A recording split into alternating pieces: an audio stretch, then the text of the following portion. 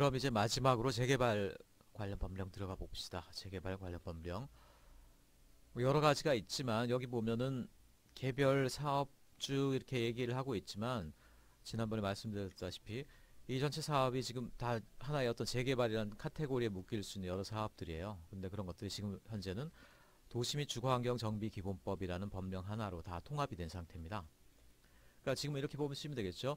재개발 관련 법령이란 무조건 도시 및 주거환경 정비 기본법이고 이 법 내에 정비 방식으로 남아있는 것들이 주거환경 개선 사업에 의한 정비, 주택 재개발에 의한 정비, 재건축에 의한 정비, 그리고 도시환경 정비 사업에 의한 정비 이렇게 네 가지 부분이 된다라고 보시면 되겠어요.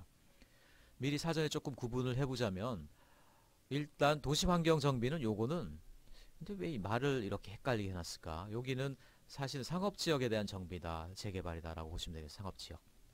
상업지역을 재개발하기 위한 법이고 위에 나머지 세 개는 요거는 이제 주거지역을 위한 재개발인데 주거지역을 위한 재개발 법령들인데 조금 차이는 있습니다. 어떤 차이가 있느냐? 그냥 법에 이렇게 명확하게 얘기가 나온 건 아닌데 우리가 이해할 땐 그렇다는 얘기예요. 자, 제일 못 사는 동네. 죄송합니다. 제일 못 사는 동네. 그 다음으로 못 사는 동네. 여기는 살만한 동네. 이렇게 조금 이해하시면 돼요. 왜냐하면 주택 기존 환경이 열악한 정도에 따라서 재개발하는 방식도 달라지거든요. 당연히 잘 사는 사람, 이미 아파트에 살고 있는 사람들이 그 아파트를 새로 짓기 위한 사업하고, 그렇죠? 그게 재건축 사업이거든요. 그거하고 진짜로 달동네, 그 앞에 도로도 제대로 없고, 뭐 공동 화장실 써야 되고 이런 정도의 굉장히 낡고 이렇게 무허가 주택만 밀집되는 그런 환경들이 있어요. 심지어 도로가 4m 폭이 안 돼. 그런 데 같은 경우 적용하는 어떤 이런 주거환경개선 사업하고 당연히 두 개를 시행하는 방식이 같을 수가 없겠죠. 그러니까 그 주거의 열악성, 열악한 정도 그거에 따라 사업이 이렇게 분화돼서 쓰이던 것들인데 그런 것들이 너무 복잡하니까 최근에 이 하나의 기본법 내로 통합을 해서 전체 계획을 세워서 관리한다 이런 말씀을 드릴 수 있겠어요. 자, 넘어가 봅시다.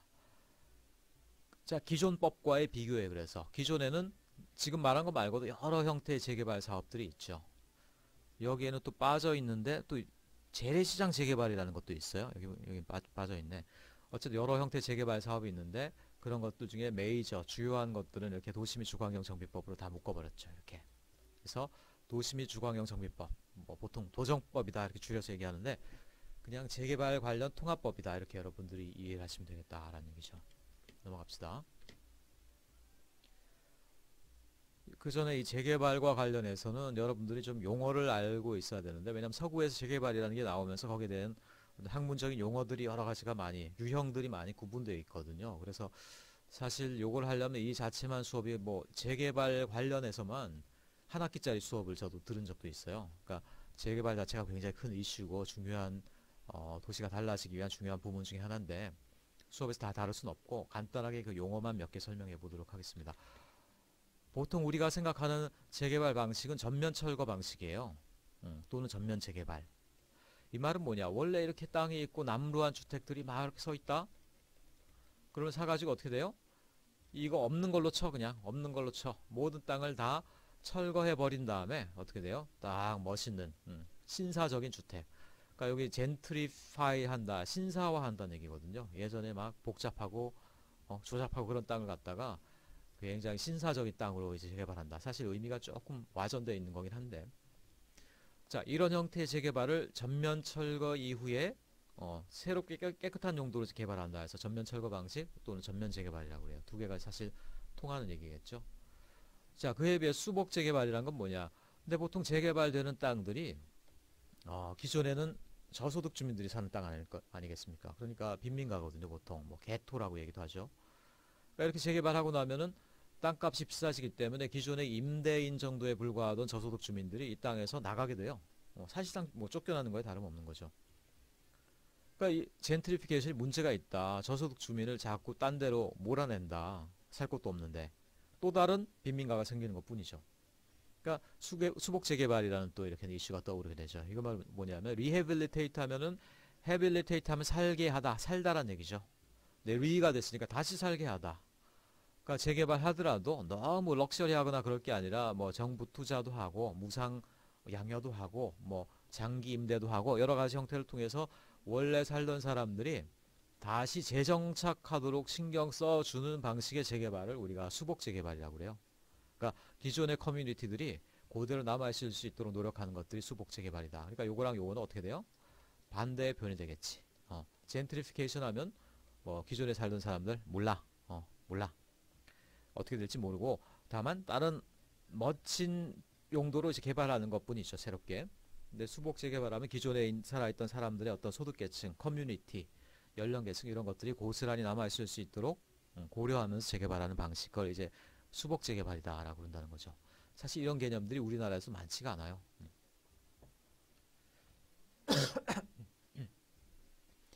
그 다음에 자력 재개발이다라고 그러면 정부나 아니면 다른 어떤 거대한 건설 회사의 별도 투자나 노력이 없이 주민들 스스로가 하는 재개발 방식이다라는 건 얘기인데, 이것도 사실 어렵죠, 우리나라에서는.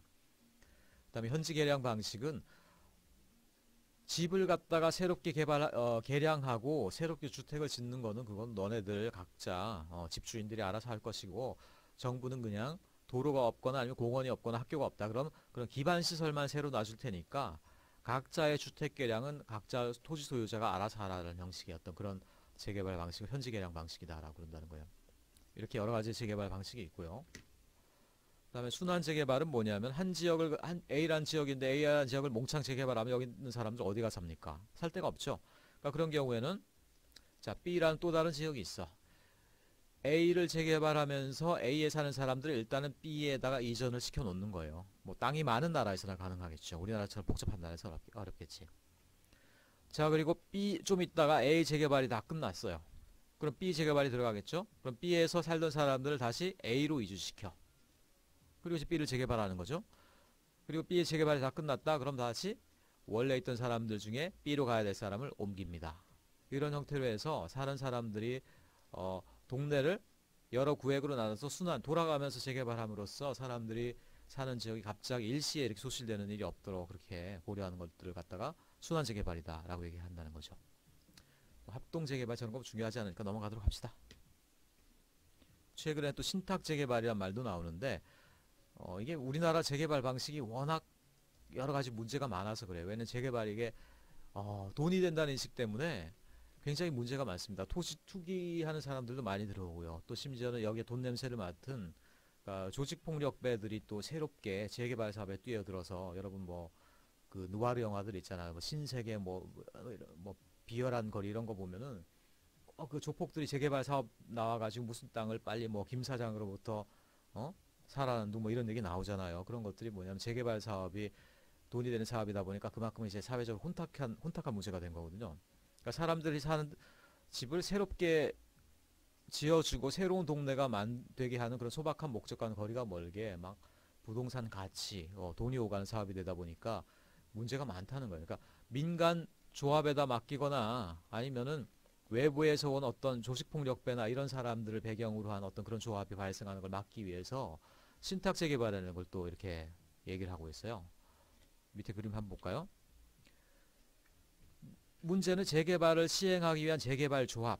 이 조합은 기본적으로 토지 소유자들에 의한 조합이죠. 토지 소유자들이 3분의 2 이상 동일하면 그들의 모임을 통해서 이제 재개발 조합이 하나의 법인으로 확정이 되고 그들이 시행사가 돼서 여러 가지 이제 계약도 맺고 그 다음에 건설회사를 끌어들이기도 하고 뭐 설계안도 위탁하기도 하고 이렇게 주인이 되는 건데, 이 주인이 재개발 조합이 민간인 자체가 되다 보니까 이 사람들의 성분이 의심스럽더라는 거야. 그리고 땅 주인들이다 보니까 아무래도 임차 상인들에게는 굉장히 뭐라죠? 냉정하겠죠. 왜냐하면 그들은 이제 토지 소유 지분이 없으니까 그냥 내쫓고 새롭게 건물 짓고 어차피 그 뒤에 분양해도 새로 다 임차인 들어온다라는 생각 때문에 이분들의 권리가 굉장히 무시되는 경우가 많다는 거예요. 그러니까 이쪽으로만 이익이 향하는 거죠. 그러니까 이런 걸 또 방지하기 위해서 겸사겸사해서 가운데 재개발 조합이 있는 게 아니고 가운데 별도로 재개발을 전문하는 신탁 회사가 있도록 하는 제 친구 한 명도 요 신탁 회사를 만들어서 지금 뭐 운영하고 있는데, 아무튼 이 양반들이 그래서 재개발과 관련된 모든 제반 업무를 처리를 하고요. 그러면서 서울시의 직접적인 감독을 받는 거죠. 그러니까 여기에 이상한 어떤 이권이 끼어들지 않도록 감독을 받고, 이 양반들이 설계회사, 건설회사 다 이렇게 계약하고 협의하고 이런 역할도 맡고 일종의 어떤 재개발 전반에 걸친 뭐 CM 컨스트럭션 매니지먼트 뭐 그런 개념과 비슷하기도 하죠. 이런 형태의 개발을 신탁 재개발이다 라고 그런다는 거예요. 넘어갑시다. 그러니까 재개발, 문제의 재개발 조합. 토지 등 토유지 소유자 총수의 3분의 2 이상. 아까 많이 봤던 숫자죠. 도시 개발 사업에서도 동일하게 뭐 등장한 숫자가 되겠는데. 자, 어떤 전체 구역이 있고 이 구역의 땅의 한 3분의 2 정도를 갖다 소유한 사람이 결정을 한다. 그럼 조합이 탄생이 되고 그 조합에 의해서 재개발 사업이 진행될 수가 있게 되어 있습니다. 그래서 관리처분계획, 정산금 뭐 읽어보시면 알 거고요. 그래서 재개발 사업과 관련된 4가지 사업법이다 라고 되어 있는데 사업법이란 말은 이제 좀 틀렸네요. 사업 방식이 되겠죠. 왜냐면 법은 통합이 됐으니까. 사업 방식이다 라는 말이 옳은 표현 같고, 그래서 주요한 4가지 것들, 기본적으로 재개발과 관련된 기본적인 절차는 똑같아요. 절차는 사업 준비하고 시행하고 관리처분. 관리처분은 뭐 시설을 분양할 사람들에게 분양하고 돌려줄 사람들에게 돌려주고 그리고 나가야 될 사람들에게 청산금 줘서 내보내고 등등 그런 것들이죠. 그리고 완료 단계 이렇게 4가지로 나뉜다. 그래서 4가지 사업법 중에 첫 번째 걸 보도록 합시다. 첫 번째. 자, 원래 법의 명칭은 도시 저소득 주민의 주거환경 개선을 위한 임시조치법이라는 이렇게 긴 이름을 가지고 있는데 그냥 줄여서 주거환경 개선 사업법 이렇게 얘기를 했어요. 근데 여러분 보시면 알겠습니다만 임시란 말이 붙어 있거든요. 임시. 임시. 그러니까 사실은 이거는 우리나라 재개발법이 막 생기기 시작할 때 특별히 서울이나 이런 대도시에 있는 가장 열악한 불량주택단지 있죠. 무허가 주택촌. 거기를 재개발하기 위해서 임시적으로 만든 법인데 이게 그나마 그래도 쓸만하다 보니까 임시긴 한데 아직까지도 그 사업이 남아있는 희한한 케이스가 되겠어요. 1990년대에 생겼는데 이런 것들이 아직도 지금 시행이 되고 있다는 얘기예요. 어딜 대상으로 하느냐? 이 대상 구역 요건을 봅시다. 무허가 건축물 등으로서 노후 불량 건축수가 50% 이상인, 뭐 절반 이상이 무허가 건축물이면 사실은 이 동네 자체가 뭐 정상적인 동네가 아니죠. 옛날에 어떤 달동네, 요새는 남아있지도 않은 그런 정도의 이제 동네도 되겠는데, 또 뭐 개발 제한 구역의 일부이기도 하고 등등 얘기 나와 있는데, 어쨌든 이 전체 요건이 뭐예요? 그러니까 도시에 남아있는 주거 중에 가장 불량한 주택을 주로 이제 묘사하는 얘기다라고 보시면 되겠어요. 그럼 이렇게 낡은 동네에다가 무허가 건축물까지 있는데 그 말은 뭐냐면 도로를 놓을 땅도 없다는 얘기예요. 무허가 건축물은 뭐냐면 건폐율이나 용적률 규제를 하나도 안 맞췄기 때문에 심지어 그 앞에 도로가 1m밖에 안 되는 데도 있어요. 근데 우리 도로법에서 기본적으로 모든 도로는 건축법에 의해서 4m 이상, 도로법에 의해서는 6m 이상이 돼야 된다라고 그랬죠. 근데 그 규정을 맞출 수가 없는 거예요. 그러니까 이런 데를 재개발하기 위해서 뭐가 필요하겠습니까? 굉장한 많은 어떤 정부의 배려가 필요하겠죠. 그러니까 이 만화에선 전혀 표현되지 않는 내용인데 이렇게 밀집하고 불량한 주택이 이렇게 깔끔한 주택촌이 되려면 이것들이 가능하겠냐는 거예요. 사실은 이건 너무 장밋빛 환상에 대한 그림이고요. 실제로 이렇게 좋은 주택지가 탄생하지 못했어요. 이건 좀 어폐가 있네요. 자, 그럼 이런 데가 재개발되기 위해서 어떻게 해야 되느냐? 뒤에 뭐 여러 가지 상황이 나와 있습니다만 가장 중요하게는 요거라는 거지, 요거. 요게 없으면 재개발 못해. 자, 어떤 재개발이 되려면 그 재개발이 되기 위한 어떤 추가적인 투자가 있어야 될 거 아니에요? 투자. 돈이 있어야 될 거 아니야? 그렇지 않고 이렇게 불량 주택지가 새로운 주택지가 될 리가 없잖아요. 그러니까 사실 이 주거환경 개선 사업을 가능하게 하는 것들은 국공유지의 처분입니다. 그러니까 국공유지가 많이 있지 않은 땅에서는 주거환경 개선 사업을 할 수가 없어요. 자, 무허가 주택지입니다. 그럼에도 불구하고 여기 있는 어떤 땅덩어리들, 이미 집이 지어져 있지만 무허가 주택지일수록 어때요? 정부 공공기관의 땅이 있을 가능성이 많습니다. 왜냐하면은 민간 소유의 땅이었으면 이미 이 사람들 쫓아냈죠. 개발하기 위해서. 그러니까 무허가 주택이 많은 데일수록 사실은 이 땅 자체에 정부 소유의 땅, 국공유지가 많을 가능성이 커요. 그러니까 어떻게 하느냐? 자, 너네들 재개발 사업해라. 근데 보니까 여기에 땅의 절반 정도가 정부의 땅이더라.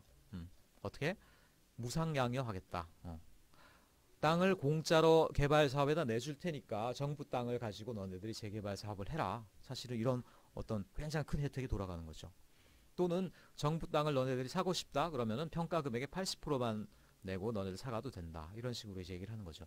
그러니까 기반 시설과 관련된 땅들은 무상 양여를 하고 민간이 예를 들어 자기가 주택을 짓고 싶다라고 그러면 80%의 금액으로 살 수 있으니까 큰 혜택이 되는 거죠. 자, 요거를 요거를 일종의 어떤 엔진으로 재개발 사업의 엔진으로 삼아가지고 주거환경 개선 사업을 하는 거죠. 당연히 잘 사는 사람들의 동네에는 이런 배려를 하지 않겠죠. 가장 열악한 주거 지역에만 이런 배려를 한다는 거예요. 근데 제가 다른 수업 시간인가요? 어쨌든 거기서 한번 언급한 적이 있지만 실제로 내 주거환경 개선 사업을 하고 난 동네도 그다지 해피하지 못했어요. 왜냐하면은 너무나 많은 규제를 갖다가 이제 완화하다 보니까 너무 도로도 좁고요. 공원도 없고요. 뭐 복지회관도 없고요. 집은 크게 전지 몰라도 동네가 너무 어둡고 음산한 거예요, 여전히. 그러니까 주택 시설 자체는 좋아졌을지 모르지만 외부 환경이 너무 안 좋아. 그래서 지금도 가보면 지금 서울의 대림동이나 뭐 이런 데가 지금 주거환경 개선 사업이 완료된 동네들이거든요. 실제로 그런 데 가보면 지금 그 다문화 타운이라고 말은 좋게 하지만 외국인 이민자들이 와서 주로 생활하는 서울에서는 좀 여전히 불량한 주택으로 그렇게 인식이 되고 있더라. 이런 얘기예요. 넘어갑시다. 두 번째, 주택 재개발 사업으로 넘어가 봅시다. 주택 재개발 사업. 이거는 주거환경 개선 사업보다는 조금 나아. 그렇기 때문에 국공유지를 갖다가 무상으로 나눠줄 필요까지는 없어요. 조금 그냥 집들은 그래도 주택은 그럭저럭 살만한데 어쨌든 낡았고, 그리고 도로나 상하수도 시설들이 없는 건 아닌데 그래도 여전히 불량한 정도, 그런 정도. 그런 정도인 경우에는 여기서부터는 정부가 뭐 무상으로 국공유지를 양효하고 뭐 이런 것이 아니고 스스로 이제 조합을 만들어서 시공사를 선정해서 이제 재개발하는 그런 방식을 하게 되어 있습니다. 자, 그럼 여기서는 어디서 돈이 나느냐? 역시 재개발 사업을 시작하기 위해서는 돈이 있어야 될 거 아니에요. 그 돈은 어디서 얻느냐? 여기서는 증가하는 주택분을 통해서 얻습니다. 증가하는 주택분. 그러니까 정부가 이런 경우에는 이제 규제를 많이 완화를 해줘요. 그러니까 기존에 있는 주택들이 좀 더 커지고 많아지는 거죠. 어떻게 됩니까? 집들이 더 많이 늘어나니까 추가적으로 분양하려는 주택들이 생기게 되겠죠. 그럼 이 주택들에 대한 분양을 통해서 사업비를 충당하게 된다는 거지. 건설회사들의 건설비 주고요, 시공비 주고요, 설계비 주고 뭐 이렇게 한다는 거죠. 자, 그런 것들이 주택개발 사업이기 때문에 이렇게 증가하는 주택이 있으려면 당연히 좀 더 땅이 여유가 있고 그 다음에 동네 환경도 좀 더 좋아야 되겠죠. 그렇지 않으면 사실 이 사업이 어렵다라는 거죠. 그러니까 주거환경 개선 사업보다는 조금 여건이 여러 가지로 괜찮은 동네 정도가 되겠어요. 이 정도만 알고 넘어갑시다. 마지막으로 재건축 사업인데요. 재건축 사업. 재건축 사업은 쉽게 말해서 그냥 아파트 사업이에요. 아파트. 아파트를 처음에 지었어. 이렇게. 아파트 단지가 있었어요. 자, 그런데 20년, 지금은 물론 30년으로 바뀌긴 했지만 20년이 지나면 어떻게 돼요?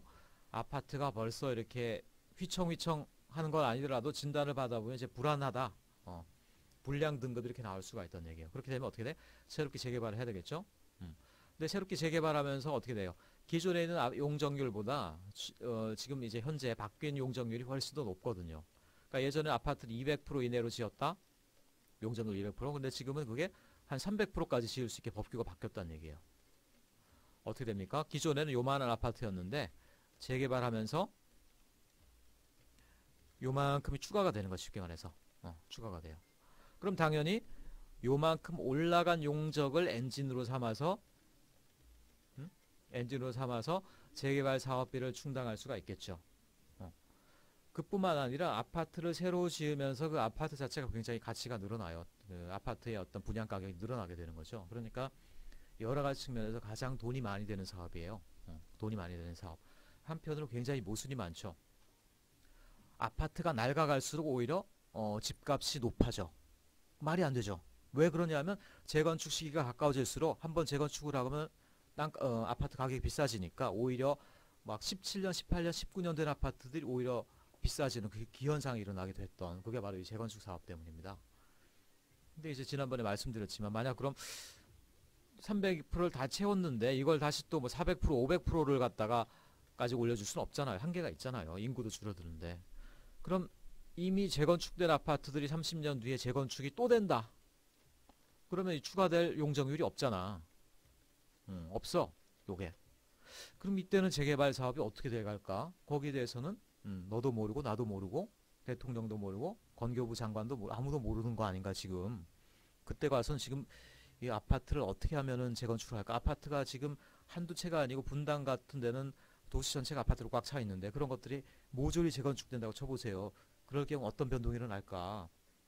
좀 걱정이 안 되지 않는 그런 상황이라고 생각이 됩니다.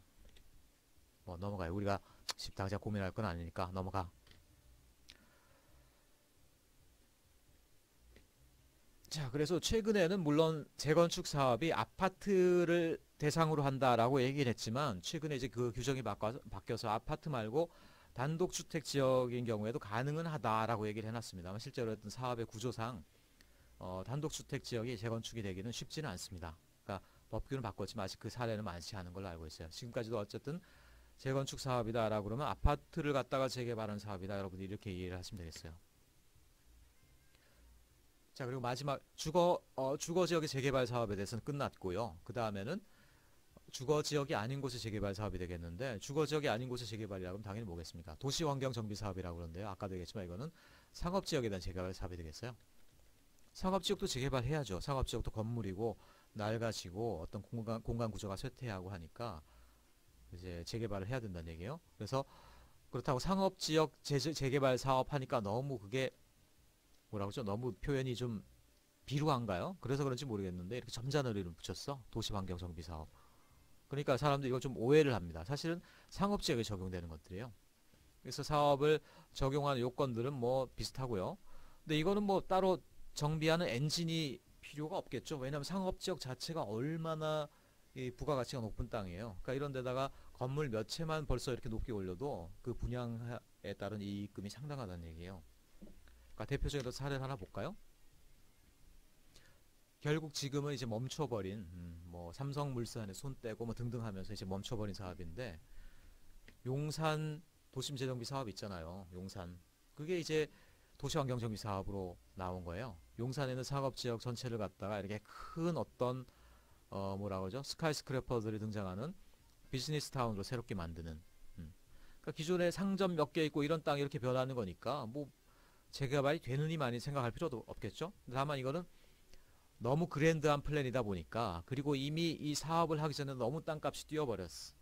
그러니까 이 땅을 사들이고 사업을 시행할 능력들이 건설회사들에게도 없었던 거예요. 그러다 보니까 결국 지금 사업이 뭐 거의 망하다시피 하고 물론 언젠가는 다시 재진행이 되겠죠. 근데 지금 현재는 어쨌든 사업이 멈춘 상태로 지금 진행되고 있는데 요게 지금 말하는 아유 죄송합니다. 요게 지금 말한 도시환경 정비 사업의 대표적인 케이스가 되겠어요. 넘어갑시다. 그래서 이 여러가지 4개뿐 아니라 여러가지 재개발 사업들이 더 있는데 그 모든 것들을 갖다가 다 합해 놓은 것들이 도시 및 주거환경 정비법이다. 그래서 그 제정의 취지는 뭐냐? 재개발 사업이 법도 여러 개고 구역도 여러 개인데 그런 것들이 하나하나 따로따로 다 노니까 전체 어떤 도시계획이라는 그림 내에서 이런 것들이 굉장히 좀 왜곡된 역할을 하더라는 거예요. 그러니까 재개발 사업 전체를 도시적 여건에 맞게 통합적으로 운영할 수 있는 그런 프로그램이 필요했다. 그래서 이런 법을 만들었다. 또 그리고 재개발 너도 우리가 국토계획법이 선계획 후개발인데 재개발 너도 이젠 재개발법에서 따로 하지 말고 우리가 계획을 만들어 놓은 틀 내에서만 재개발을 해. 라는 어떤 선계획 원칙을 재개발 단계에도 적용을 시키자라는 그런 취지에서 당연히 나와야 될 것들인데 너무 늦게 나왔어. 이미 재개발될 때들이 다 됐어요. 도시가 망가질 만큼 망가졌어. 그러고 나서 나왔네. 예를 들어서 수원 같은 경우를 봅시다. 수원에 지금 재개발이 필요한 땅들이 수원 시가지인데요. 이렇게 많어. 여기. 아니 이거는 그냥 재개발이 아니고 여기가 다 새롭게 개발되고 나면 전체 도시가 완전히 분위기가 변해버리겠죠. 그러니까 사실은 재개발이라고 하더라도 전체 도시계획 틀 내에서 해야 되는 게 맞는데 그동안은 그렇지 않고 각각의 어떤 재개발 마스터 플랜에서 따로따로 개발됐다는 거예요. 전체 도시의 어떤 흐름도 있고 공간적인 구조도 있고 그런데 이런 것들이 각자 알아서 재개발돼 버리면 특별히 아파트 단지 같은 경우가 어떻게 돼요? 게이티드 커뮤니티, 폐쇄적인 개발이잖아요. 그럼 도시가 통과성이 사라지는 거 아니야 이렇게. 그런 식으로 재개발되어 버리면 도시가 굉장히 어떤 다른 모습 폐쇄적인 공간으로 변할 가능성이 크잖아요. 그런 것들을 왜 그동안 계획적으로 관리 안 했을까라는 얘기지. 그러니까 지금 도시 및 주거환경 정비법 같은 경우에는 이 모든 사업을 갖다가 미리 기본 계획을 세우고 그 기본 계획의 규제 하에 재개발이 되도록 미리 전체 재개발을 도시 계획의 어떤 범위 내로 끌어들인다 이런 의미를 가지고 있어요. 그리고 거기에 부가적인 의미라고 하면은 재개발법이 너무 난립하고 독자적이니까 이런 것들을 하나의 통합법 내로 집어넣자, 그리고 정리하자, 이런 의미가 되겠어요. 그래서 도시 및 주거환경 정비법 대상 사업의 비교는 강의안을 참고하라. 그런데 강의안이 어떻게 나왔는지 기억은 안 나네요. 어쨌든 이 정도가 재개발 관련된 법령이 되겠어요. 그 기본적인 성격만 이해하시면 됩니다. 자세한 어떤 법령의 내용이나 이런 것들은 여러분 너무 복잡하니까 다 그런 것들을 파악할 필요는 없어요. 그래서 근데 또 하나만 더 조금 보여드리면은 최근에 또 생긴 재개발 사업상의 변화예요. 재개발 수법상의 변화들이 최근에 좀 있었는데 이거는 명칭 정도만 알아두세요. 지금까지 나온 재개발이 되도록이면 큰 구역을 정해가지고 원래는 여러 가지 여러 동네들이 속해 있던 땅을 이렇게 크게 묶어가지고 어떻게 돼요? 결국 뭐 아파트 단지를 만들어 버리네 이렇게. 아파트 단지 만들어 버려 그냥 이렇게. 그리고 어떻게 돼? 주변 둘레를 갖다가 철벽을 떡 쳐버려. 사람들이 지나다니지를 못해. 자, 이런 형태의 재개발이 너무 이제는 도시적으로 좋지가 않다는 얘기야. 그리고 건설업자들이 어떤 이익을 얻게 하기 위해서 불필요하게 너무 사업 단위가 커. 그러니까 기존 도시를 다 깔아뭉개고 너무 큰 사업 단위의 이런 재개발이 일어나니까 도시적으로 이런 것들이 바람직하지 않더라. 그래서 당연히 있었어야 되는 건데 원래 이렇게 되어 있는 구역이고 그 안에 블록들이 여러 개 있을 거 아니에요? 그럼 이제는 정부가 여러 가지 지원해 줄 테니까 그 도시 블럭을 다 지우고 이렇게 새롭게 개발하지 말고 그 블럭을 그대로 살리는 형태 내에서 그 블럭을 그대로 살려놓는 형태. 그 말은 뭐냐면 기존에 지나가던 도로를 갖다가 삭제하지 않는다는 얘기죠. 만약 기존의 재개발 방식이면 이렇게 기존에 지나가던 도로들이 다 삭제가 돼야 돼요. 도시가 완전히 다른 곳이 돼버린다는 얘기지. 그래서 나온 것들이 뭐냐? 가로주택 정비 사업이다. 다른 말로는 블록형 주택 재개발이다라고도 그래요. 블록형 재개발. 개발 제발. 블록형 재개발. 기존 블록의 규모를 그대로 살리는 한도 내에서. 그렇게 되니까 어떻게 되겠습니까? 재개발 단위가 굉장히 작아지겠죠. 작아지면서 블록 내에 여러 주택들이 들어가야 되니까 건물이 좀 뚱뚱해지긴 하겠지만 그럼에도 불구하고 설계를 잘 해서 도시 환경을 어지럽히지 않게 좀 설계상의 묘미가 많이 필요하겠죠. 그래서 그림을 한번 보여드리면 아직 이런 재개발 단위가 일반화되지는 않고 이제 시행 단계인데요.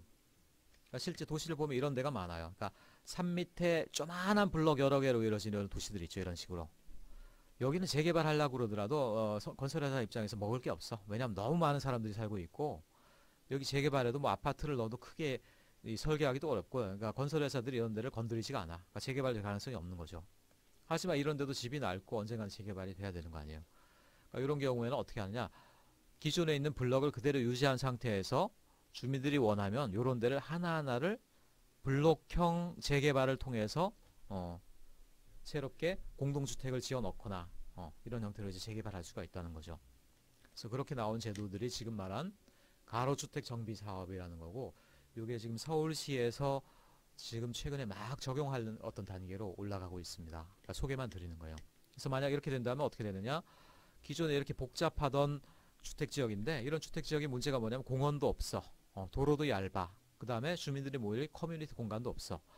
근데 이런데 정부가 조금 규제를 풀어주고 그러면 어떻게 됩니까?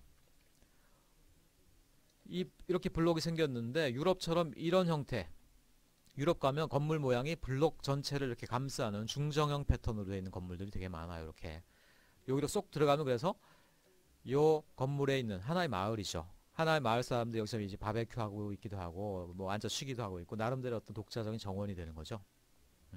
그리고 주차 같은 건 어떻게 하느냐? 요 앞으로 들어가든가 아니면 뒤로 들어가든가 해서 주민들이 들어가는 보행 동선하고 뭐 차량 동선 이렇게 구분되어 있는 거예요. 그러니까 나름 유럽 가면 이런 어떤 형태의 어떤 블록형 공동주택 살기가 나쁘지가 않습니다. 괜찮아요. 근데 우리나라에서 그동안 이런 패턴이 없었죠. 왜냐하면 모든 건물을 이런 타워폼으로만 지어야 되기 때문에 앞마당 뒷마당 남겨놓게. 그러니까 이런 중정형 패턴을 잘 생각을 안 했다는 거예요. 그래서 만약 블록형 이런 재개발이 좀 더 활성화된다라고 그러면 어떻게 됩니까? 좀 더 건물을 높이 세워주고 사람들이 그 공동주택 내에 다 들어가 살게 하면서 가운데는 이렇게 중정을 남겨놓고 여기를 통해서 개방감을 확보하도록 그리고 여기가 나름대로 이제 커뮤니티 공간으로 활성화될 수 있도록 그리고 조금 더 블럭 규모가 크다라고 그러면 지하에다가 주차장을 다 넣어버림으로써 이렇게 지하에 주차장을 넣음으로써 지상부는 그동안 여러분 살고 있는 원룸주택이나 이런 데 가면 지상부가 필로티로 돼 있는데 다 자동차 서 있잖아요. 이렇게 좀 그래서 오히려 가로 분위기가 어두워지잖아요. 근데 지하로 주차장을 다 넣는다라고 그러면 지상부 필로티가 이렇게 사람들이 지나다니는 뻥 뚫린 개방적인 공간이 돼버리니까 훨씬 더 공간적으로 이런 것들이 나아지지 않겠느냐. 그런저런 얘기를 담아서 이제 이런 제도가 만들어진 거예요. 그래서 이런 것들은 요런 블럭이 있었는데 그런 블럭을 요 블럭 단위별로 재개발을 해서 가운데 놀이터도 놓고, 물론 그렇게 해서 만들어진 이 건물들은 기존에 있는 2, 3층짜리 건물이 아니라 좀 한 4, 5층, 높게는 7층까지 되는 좀 고층 건물이 되겠죠, 일종의. 그렇긴 하지만 그걸 통해서 이렇게 가로변에 좀 넓은 공지를 만들고 놀이터도 만들고 주민센터도 좀 입지시키고 이러면은 훨씬 더 살기가 나아지지 않겠냐, 이런 어떤 소단위 재개발에 대한 아이디어들이 나와서 지금 이런 것들이 적용되는 단계에 있다. 그런 정도만 여러분들이 알아두시면 되겠습니다.